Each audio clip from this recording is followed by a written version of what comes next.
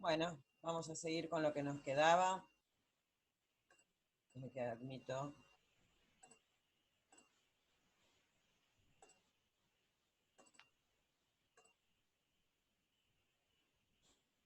Bien. Habíamos quedado que ahora veíamos esta partecita de acá de contraindicación. Dice, es una situación específica en la cual no se debe utilizar un fármaco, ya que puede ser dañino para el paciente. Cualquier cosa que esté contraindicada, obviamente esa persona no la puede consumir. Un clásico ejemplo es el embarazo y la lactancia. Hay muchos, yo les diría que la gran mayoría de los fármacos no se pueden utilizar durante el embarazo por el riesgo que puede tener el bebé. Después vamos a ver, obviamente, que hay cosas que sí, se tienen que dar. Pero no es la única, hay muchas otras contraindicaciones. Y vamos a ver que hay situaciones en la cual las contraindicaciones son relativas. Esto significa que se debe tener cautela cuando se utilizan dos fármacos o procedimientos juntos. Es aceptable hacerlo si los beneficios superan los riesgos.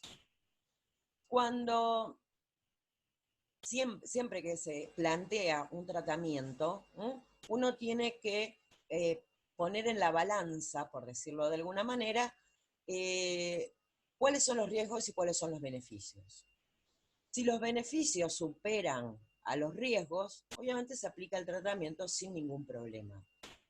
Pero cuando empiezan a aparecer estos riesgos y estamos ahí, realmente no sabemos, bueno, obviamente acá podemos empezar a hablar de lo que es una contraindicación relativa.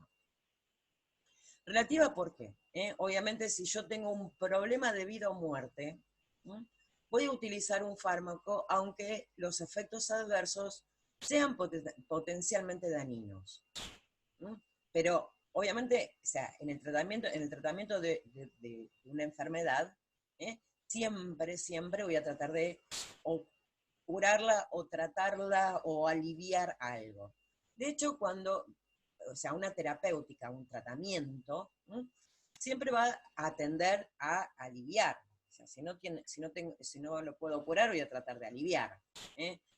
Si estos riesgos superan ampliamente el beneficio que me puede aportar, obviamente uno va a tratar de no usarlo. Vamos a un ejemplo clásico, la terapia oncológica. Todos sabemos que los fármacos oncológicos tienen muchísimos efectos adversos, algunos graves, algunos no tan graves, la pérdida de cabello por ahí no es grave, y obviamente curarse o tratar de paliar un poco el cáncer, obviamente es como que deja de ser importante, ¿no? Digamos, la pérdida de cabello. Pero hay fármacos que no, hay fármacos que realmente o sea, esos riesgos son demasiado altos. Por eso hablamos de si los beneficios, uno tiene que poner un poco en la balanza. Es como contraer una deuda, más o menos. Si yo sé que lo que voy a gastar en esa deuda, en esa cosa que voy a comprar, realmente voy a tener un beneficio, y yo me meto en la deuda. Si me voy a comprar una casa, me voy a meter en una deuda, pero voy a tener una casa.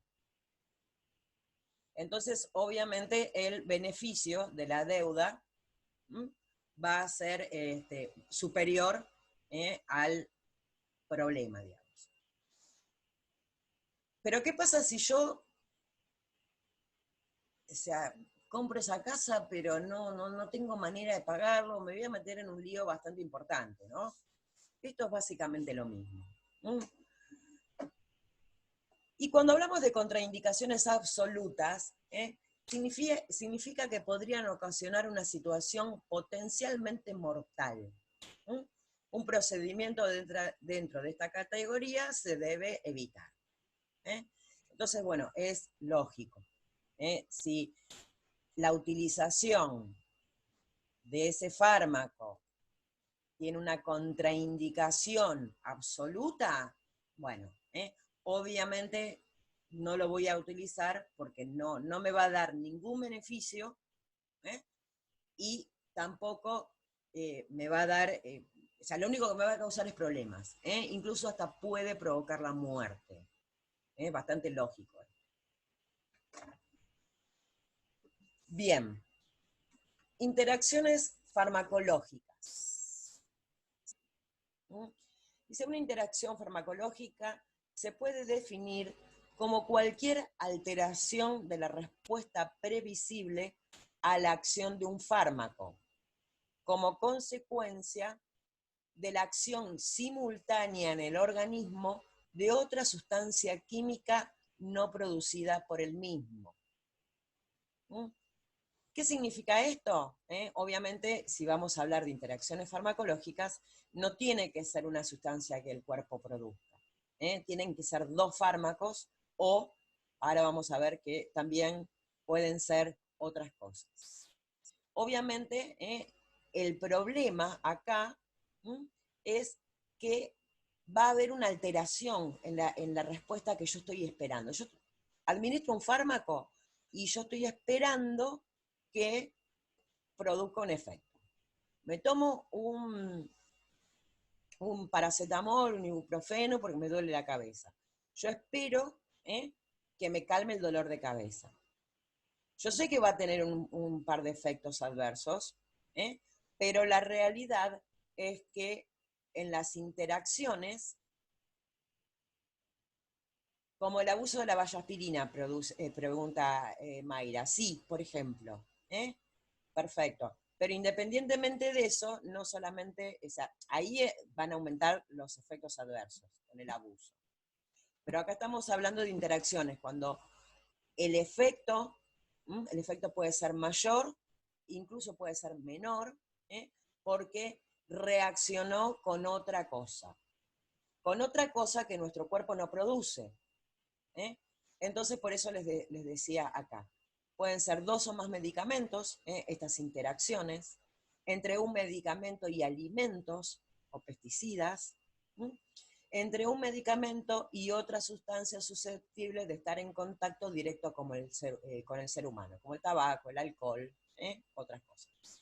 Por ejemplo, vamos a ver un ejemplo de cada uno.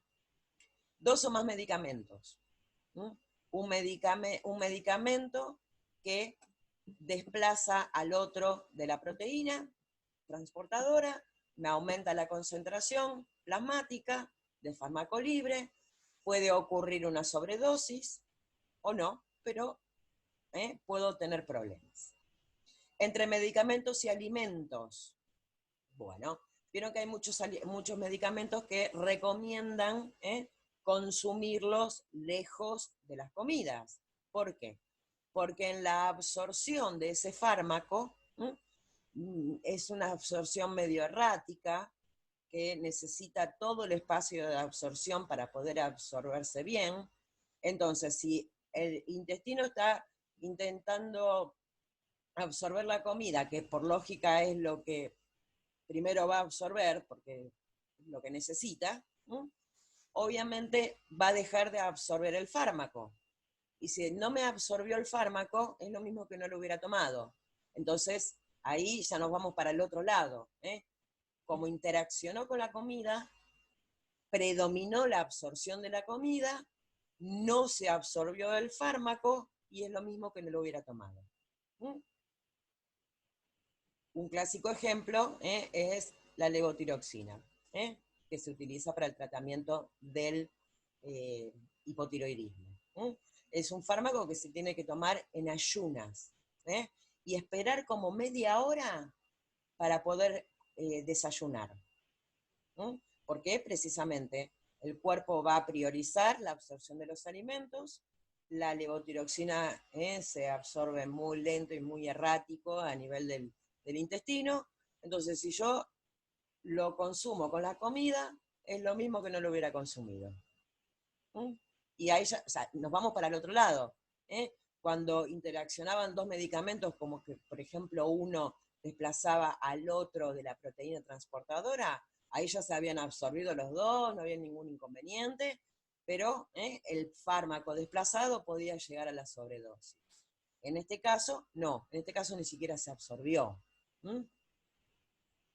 Y entre medicamentos con otras sustancias susceptibles de estar en contacto directo con el humano, como el tabaco, el alcohol, bueno, acá también puede haber inconvenientes, o sea, el tabaco y el alcohol obviamente no se los considera alimentos, pero se absorben. El alcohol se absorbe de una manera muy fácil, es muy fácil que se absorba, pero independientemente de eso, y un ejemplo clásico es el alcohol mezclado con las benzodiazepinas, el ribotril, el Valium. Ahí les doy nombres comerciales para que los ubiquen. Obviamente el alcohol va a potenciar el efecto de estos fármacos. Y potenciar significa que se pueden transformar en peligrosos. Uno de los problemas con este tipo de fármacos es que pueden provocar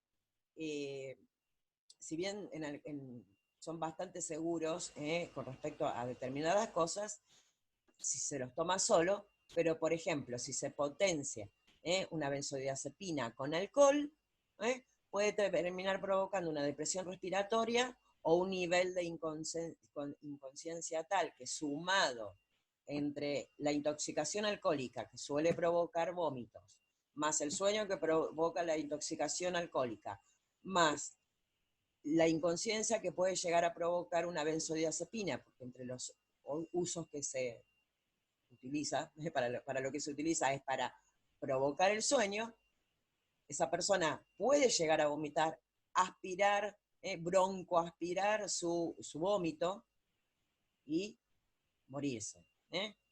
Esto seguramente alguna vez lo habrán escuchado de muchos cantantes que se murieron por el abuso de alcohol y este tipo de fármacos. Pero bueno. ¿Se entendió esto? ¿Está claro? ¿Cuáles son los tres tipos de interacciones? Bien. O con las cosas que pueden llegar a interaccionar. Bien. Dice, las interacciones pueden ser de tipo... A ver, esperen que acá hay preguntitas. A ver.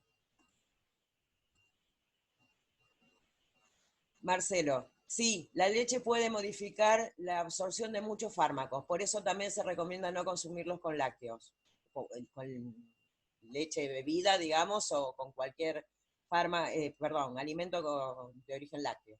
Sí. Volvamos acá a la pantallita.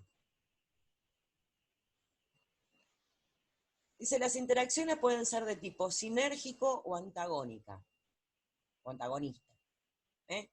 Sinérgica cuando el efecto del medicamento aumenta. Y antagonista cuando el efecto del medicamento disminuye. Esto sí es aplicable para las tres cosas. Obviamente, yo sí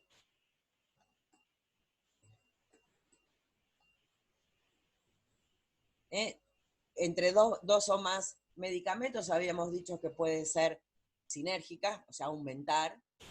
Entre un medicamento y un alimento, ahí ya va a ser un poquito más antagónica, o con alcohol, sobre todo el tabaco es muy raro, excepto con alguna muy particular, también va a ser sinérgica, o sea, va a aumentar el efecto del fármaco.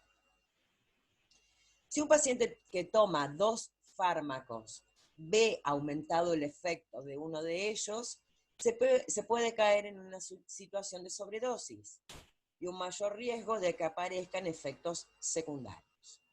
Esto es importante porque no necesariamente tiene que haber una sobredosis.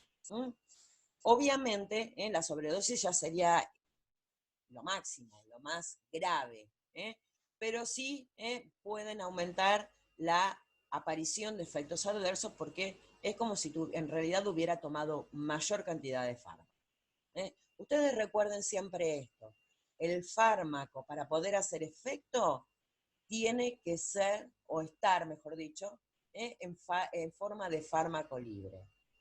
Cuando un fármaco interacciona con otro y es desplazado de la proteína transportadora, se transforma en fármaco libre. ¿Mm? Y esa cantidad que yo tenía prevista que estuviera como fármaco unido a proteínas va a empezar a actuar. Y no tiene que ser así. A la inversa, si ve su acción disminuida, se puede encontrar ante falta de utilidad. Es lo que decíamos recién con respecto a la falta de absorción. Directamente es como si no lo hubiera tomado. Después acá les habla un poquitito de lo que son las interacciones farmacocinéticas, porque nosotros también podemos tener interacciones farmacocinéticas e interacciones farmacodinámicas. Con respecto a la absorción, lo que vimos al principio, la absorción por vía oral puede ser interferida por numerosas causas, como las alteraciones del pH gástrico. ¿Se acuerdan que habíamos visto así muy por encima que para la absorción de los fármacos, la modificación del pH según si eran ácidos, si eran bases, se podía modificar? La alteración de la motilidad gastrointestinal. Ustedes recuerden que cuando hay un aumento de la motilidad gastrointestinal, por ejemplo, hay una diarrea, hay un aumento, por decirlo, del tiempo de vaciamiento gástrico. Esto quiere decir que todo el contenido del estómago pasa en forma muy rápida al intestino.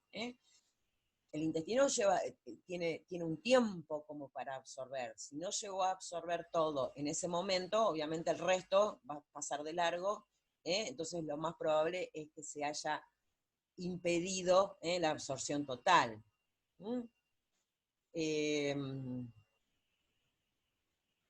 Bueno, acá les habla también la administración conjunta de fármacos con otros fármacos o alimentos que pueden dar lugar a la formación de complejos insolubles.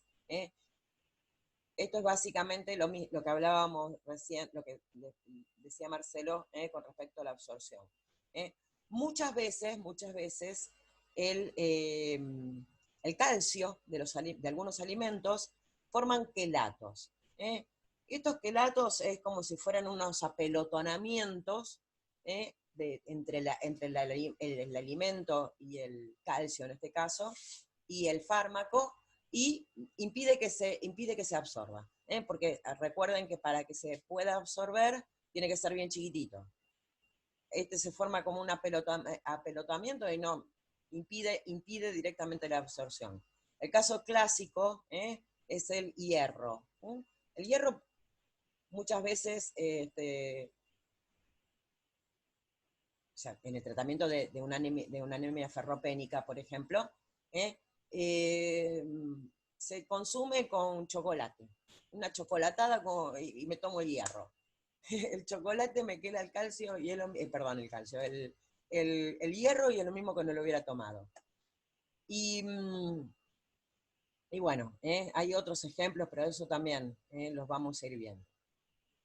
Después, con respecto a la distribución, la interacción más importante es el desplazamiento del fármaco de las uniones a las proteínas para ser transportada, que es lo que venimos repitiendo y repitiendo y repitiendo. Metabolismo. Las interacciones a este nivel se deben fundamentalmente a la aparición de fenómenos de inducción o inhibición enzimática. Bien, nosotros no vimos la parte de metabolismo, es algo que es extremadamente químico, o sea, cómo son los procesos del metabolismo. Realmente yo lo salteé porque no es algo que que les reditúe demasiado en el mostrador de la farmacia, y realmente es un tema que es bastante complejo. Pero bueno, básicamente se acuerda que cuando hablamos de metabolismo, hablábamos que era la transformación de algo grande en algo mucho más chiquitito para que sea mucho más sencillo de eliminar. Toda esta ruptura, digamos, para que se haga más chiquitito, se produce por una reacción química. Esta reacción química va a estar mediada, va a estar ayudada, acelerada por enzimas. Estas enzimas, que no eran otra cosa que catalizadores, que hacían que una reacción química sea mucho más rápida de lo que sería normalmente. Bueno, algunas interacciones hacen que este metabolismo sea o más rápido o más lento. Si el metabolismo es más rápido, obviamente yo voy a tener menos cantidad de fármaco activo porque se metabolizó. Y si se metabolizó, ya está a punto de eliminarse, de excretarse. Entonces es como que me saca la cantidad de fármaco que yo tengo que tener para que se produzca el efecto. O puede ser al revés, o que lo metabolice demasiado lento, que impida que se metaboliza en el tiempo que necesite metabolizarse. Entonces, cuando se suma la dosis siguiente, ahí también puedo llegar a una situación de sobredosis. Con respecto a la eliminación, dice, las más importantes son las que aparecen cuando se altera el pH de la orina. Si el pH urinario desciende, la orina se hace más ácida y los fármacos de carácter ácido se disocian menos, aumentando la fracción liposoluble. Bueno, básicamente es lo mismo que hablábamos de la modificación del pH del estómago. Nada más que acá, en vez de absorber, es directamente para eliminar. Va a depender si se elimina mucho o si se elimina lento. Bien, obviamente si se elimina rápido, no hay tanto problema, pero si se elimina lento, pueden aparecer toxicidad. Bien. Y acá ya estamos en la parte de interacción farmacodinámica. Las interacciones farmacocinéticas obviamente están relacionadas con el ADME. Y las interacciones farmacodinámicas obviamente están relacionadas con el proceder y el cómo es que actúa el fármaco. Y lo mismo que habíamos dicho antes, eran o antagonistas o sinergistas. Disminuían o aumentaban el efecto. Después acá tenemos otra partecita de interacciones fisiológicas. Aparecen cuando se administran fármacos que actúan sobre receptores distintos, produciendo efectos contrarios. En este caso, la interacción recibe el nombre de antagonismo fisiológico. ¿Qué significa esto? Por ejemplo, cuando se están administrando dos sustancias, dos fármacos, que uno aumenta algo y el otro lo disminuye. Es lo mismo que nada, porque obviamente, si yo estoy administrando un fármaco que aumenta, y después que aumenta la cantidad de cabello, y después le administro un fármaco que disminuye la cantidad de cabello, y no va a pasar nada, porque se van a anular. Obviamente los dos tienen que actuar en el mismo lugar, si no ya la cosa va cambiando un poquito. El clásico ejemplo también es, por ejemplo, los antidepresivos. Los antidepresivos disminuyen, por decirlo de alguna manera, en su forma de acción. Eso después lo vamos a ver a fin del año que viene, pero bueno, esto es más o menos un adelanto. es como que deprime el sistema nervioso. ¿Mm? Precisamente, o sea, no es que nos deprima a nosotros, deprime ciertas funciones del sistema nervioso en algunas situaciones como para que desaparezcan esos síntomas de la depresión. ¿Qué ocurre? Cuando se administran con alcohol, que el alcohol, a pesar de lo que todo el mundo supone que es un estimulante, no, el alcohol en realidad también es un depresor perdón, al revés estoy diciendo. El, el, el antidepresivo te pone para arriba, el alcohol, a diferencia de lo que piensa, qué furcio, ay, el de lo que piensa todo el mundo, no es un estimulante, sino que es un depresor del sistema nervioso, ahí se contrarrestan. Entonces, como que no sirve. ¿Por qué? Porque si yo estoy estimulando de alguna manera con el fármaco al sistema nervioso para que desaparezcan los síntomas de la depresión, si yo le doy algo que me lo deprima, se contrarresta. ¿Mm? Yo o sea, les doy siempre este ejemplo, porque, por ejemplo, este tipo de fármacos no se deben combinar porque pierden el efecto directamente. Es como si no lo hubiera tomado.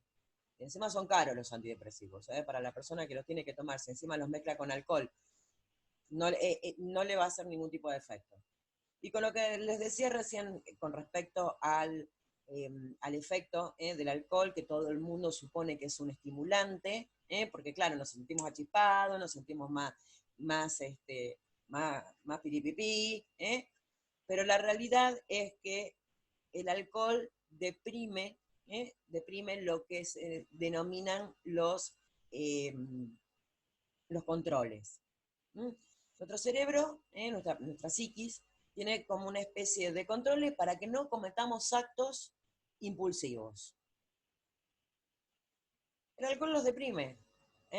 Si ustedes piensan que no, esto no sé, seguramente nunca les pasó, jamás tomaron un poquito de más, pero bueno, si alguna vez les pasó, van a recordar que seguramente hicieron algo que dijeron, ¿cómo fue que hice esto? Nunca hubiera hecho esto, si hubiera estado bien.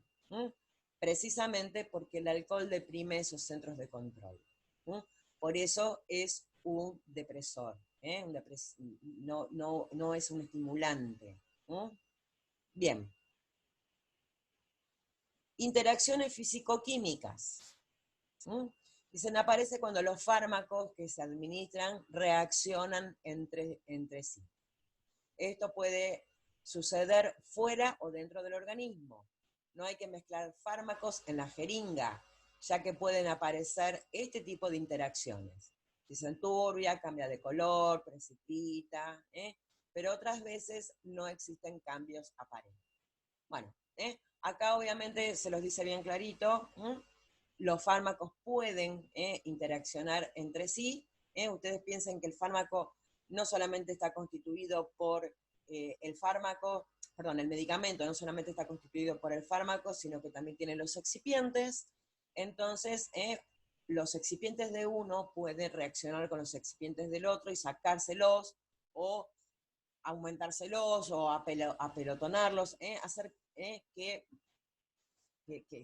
pierdan esas características que son necesarias para precisamente la correcta administración del fármaco. Entonces, siempre que hay que aplicar dos fármacos vía inyectable, nunca se pueden mezclar. Siempre hay que usar dos jeringas diferentes, aunque sea incómodo. Porque acá les dice bien clarito, otras veces no existen cambios aparentes. Ahí, y eso es lo más importante, aunque sea incómodo, aunque sea molesto. Bueno, y acá ya empieza con lo que son las reacciones adversas. Esto lo vamos a pasar para la semana que viene. Mañana vamos a hacer este jueguito del análisis de prospectos, donde vamos a ver cada una de estas palabritas que estuvimos viendo hoy, las vamos a aplicar precisamente al prospecto. Bien, nos quedan como 5 minutos. ¿Alguna consulta? A ver, Andrea. Sí, Marcelo, forma iones complejos que son imposibles de... Andrea pregunta, ¿pierde su efecto para el tratamiento, pero hace otro efecto? Sí, efectos adversos, nada más. ¿Eh? Obviamente va a perder, puede perder mucho efecto con respecto a veces lo puede minimizar, no es que no lo produzca del todo, pero lo puede minimizar, o puede que pierda todo, el efecto beneficioso, digamos, pero sí quedar los efectos adversos. ¿Mm? O sea, precisamente lo malo, lo que no queríamos que pasara, va a quedar, eso no va a desaparecer. Bien, ¿alguna otra consulta?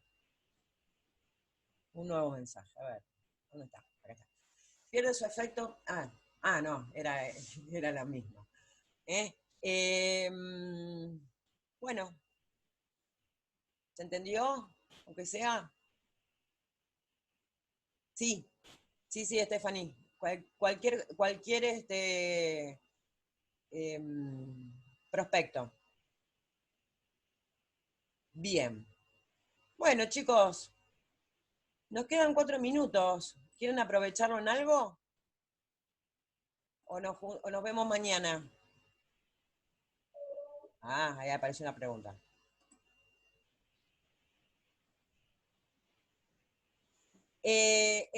Noelia pregunta, ¿el alcohol corta el efecto de cualquier medicamento que no sea antidepresivo? En realidad corta el efecto de todos, absolutamente todos los fármacos que se utilizan para el sistema nervioso.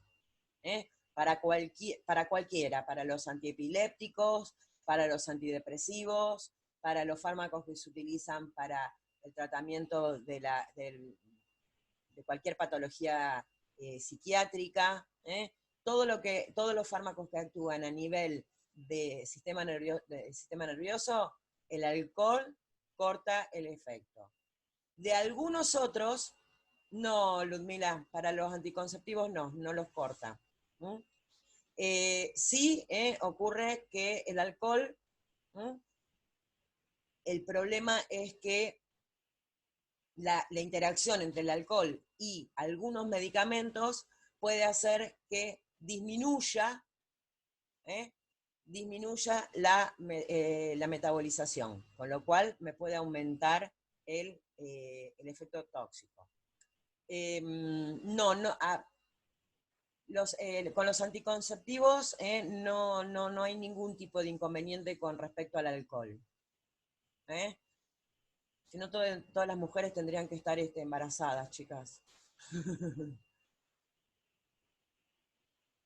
Sí, en algunos se reduce los efectos. Por ejemplo, uno de los problemas es con algunos antibióticos, no con todos.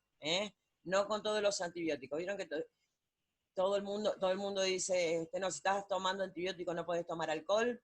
Bueno, con algunos antibióticos sí, pero el problema no es tanto la disminución de la acción, sino que terminan produciendo efectos tóxicos. Noelia, pero no corta el tratamiento, sino que habría que ingerirlos antes de las horas indicadas. Con respecto a qué fármaco, lo preguntas, Noelia.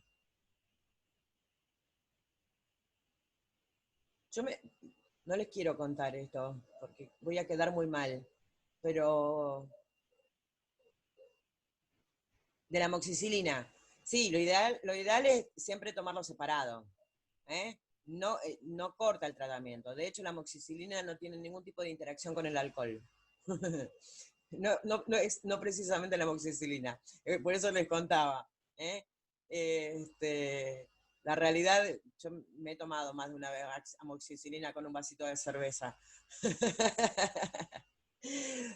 Pero bueno, no con la amoxicilina, pero bueno. Hay otros fármacos que en realidad se potencian. Y con los corticoides, no, con los corticoides tampoco. Podés tomarte el corticoide con un vasito de vino. El Alplax no, el Alplax no se puede tomar con alcohol. El Alprazolam no, porque es un fármaco que actúa a nivel del sistema nervioso, se va. Así que olvídate. El resto sí. Bueno, sí, ahora se nos termina, se nos está, en cualquier momento se nos cortan. Una vez tomé un antialérgico y un relajante por error. Y sí, pero sí, mi hijo, qué linda siesta. Pero bueno, ahí se potenciaron los dos. ¿Mm? Bueno, sí, ahora sí, ya se corta, chicos. Así que nos vemos mañana. ¿Mm? Y recuerden conseguir un prospecto y si no, vamos a trabajar con el que consigamos en línea. Chao.